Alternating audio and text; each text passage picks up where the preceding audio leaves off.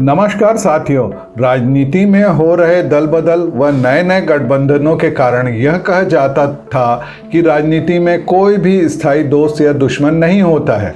अब लगता है कि राजनीति में किसी भी पार्टी की कोई स्थायी नीति नहीं होती है। वह मौके के हिसाब से, सत्ता के हिसाब से, आम लोगों पर प्रभाव डालने के हिसाब से बदलती रहती है। उन नीतियों के लाभ व हानि आम जनता की समझ से परे होती हैं। केवल पार्टी के लोग उसकी तारीफ करते हैं और विपक्ष वाले उसकी बुराई। आज की परिस्थिति में यही सच्चाई है। कांग्रेस भाजपा ने आपस में बदली भूमिका। लोकसभा चुनाव के बाद कांग्रेस और भाजपा की भूमिका बदल गई है। भाजपा सरकार में है और कांग्रेस कमजोर विपक्ष है। भूमिका बदलने के साथ ही दोनों पार्टियों की सोच भी बदल गई है।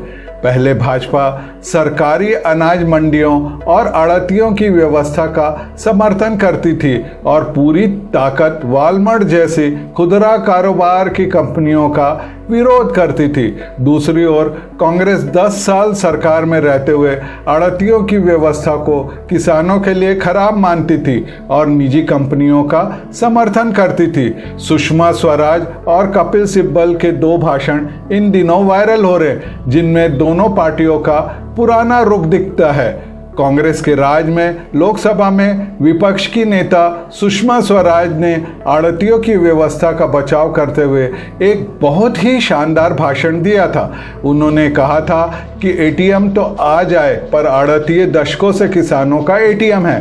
किसान को बेटी की शादी करनी हो, बेटे की पढ़ाई करनी हो या बाप की दवाई हो, वह साफा बांधता है और आड़तिये के पास पहुंच जाता है। वह शान से पैसे मांगता है और उसे मिल जाता है। आड़तिये को पता होता है कि अगली फसल आएगी तो उसके पैसे वापस मिल जाएंगे। आज कांग्रेस के लोग यह भाषण वायरल कर रहे हैं क्योंकि आज भाजपा आड़तियों को चोर बता रही है। दूसरी ओर कपिल सिब्बल का एक भाषण वायरल हो रहा है जिसमें वे कह रहे हैं कि आड़तिये या बिचौलिए किसान का पैसा मार जाते हैं, उनसे कमीशन लेते हैं, मनमाना दाम लेते हैं और उन्हें उनकी पसंद की जगह पर फसल बेचने के लिए मजबूर करते हैं। वह यह भी बता रहे हैं कि भारत में सरकारी मंडियों की व्यवस्था कितनी कम है और निजी कंपनियों के अनाज खरीद में आने से किसानों को कितना फायदा होगा। भाजपा के नेता सिब्बल का यह वीडियो वायरल कर रहे हैं क्योंकि कांग्रेस आज आड़तियों यानी दलालों के समर्थन में उतर गई है। किसान नीति पर भी यही सच्चाई है। कांग्रेस भाजपा ने आपस में भूमिकाएं बदल ली हैं।